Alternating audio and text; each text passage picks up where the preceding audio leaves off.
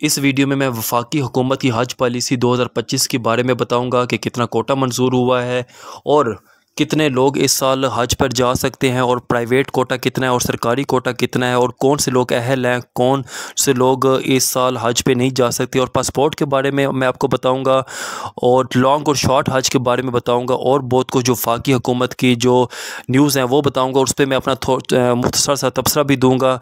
जी हाँ, मैं KQ innovation centre से ख्वाजा कासिम। वफाकी हुकूमत ने हज पॉलिसी 2025 की मंजूरी दे दी है। बाखबर ज़राए के मुताबिक हज पॉलिसी का मसवदा यानी मंजूर हो चुका है।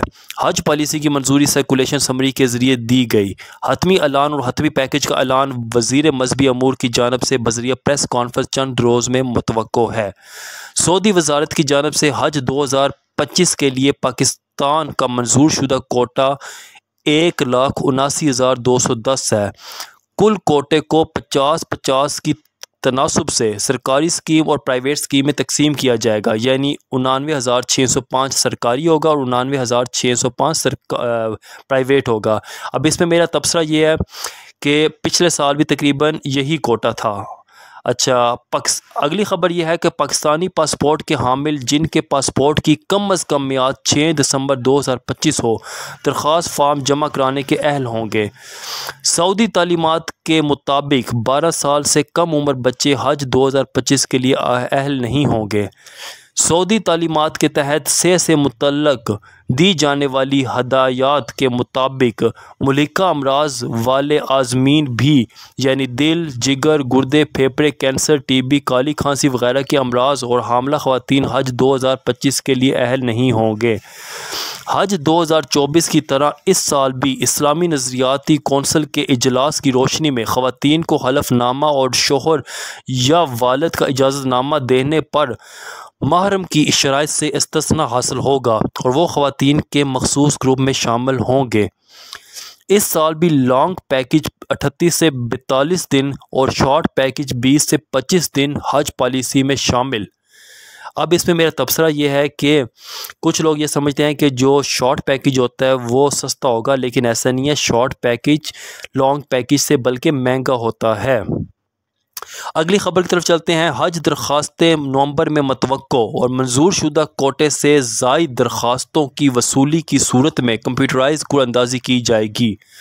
इसमें मेरा तबसरा ये है कि पिछले साल भी जो हुकूमत का कोटा था वो भी पूरा नहीं हुआ था। इस वजह से कुरानंदाजी में चीज़ें गई कोई नहीं, यानी जिन लोगों ने अप्लाई किया था उनकी दरख्वास्तें मंजूर हो चुकी थी और इसी वजह से ये प्राइवेट जो कोटा था वो भी इतना महंगा नहीं था, क्योंकि गवर्नमेंट की तरफ से आपका आसानी से दरख्वास्त मंजूर हो रही थी।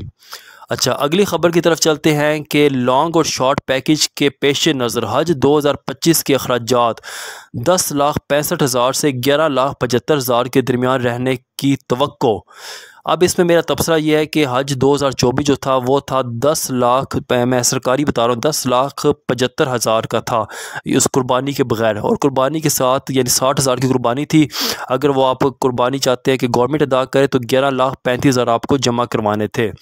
अगली ख़बर की तरफ चलते हैं कि हज के वाजिबात की कुल रकम हज दरख्वास्त फार्म जमा कराते वक्त एक साथ ही जमा करानी होगी, यानी आपको किस्तों में जमा नहीं करवानी, एक साथ ही जमा करवानी होगी। अगली ख़बर यह है कि इस साल मुर्शद स्कीम मुतारफ़ कराए जाने का इम्कान, जिसका मकसद हाजियों की घर से लेकर घर तक रहनुमाई करना होगी। 200 हाजियों पर एक मुर्शद की तजवीज़। अगली ख़बर यह है कि हज 2025 में सहूलियात और मालूमात की आसान फराहमी के लिए मज़ीद कोशिशें की जाएंगी। पाक हज है मोबाइल SMS और अपडेटेड EMS सिस्टम को मज़ीद बेहतर किया जाएगा।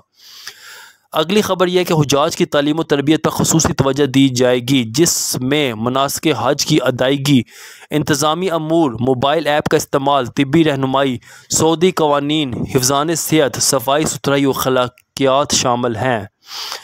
मज़ीद मालूमात के लिए मिनिस्ट्री की तरफ से हतमी हज पॉलिसी का इंतज़ार करें और मज़ीद मालूमात के लिए हमारा चैनल सब्सक्राइब कर लें। अब मैं आपसे बहुत ही नहायत ही अहम बात शेयर करना चाहता हूँ। ये तो मैंने आपसे वो बात की है जो हज मिनिस्ट्री ने की और मैंने आपसे आगे शेयर कर दी।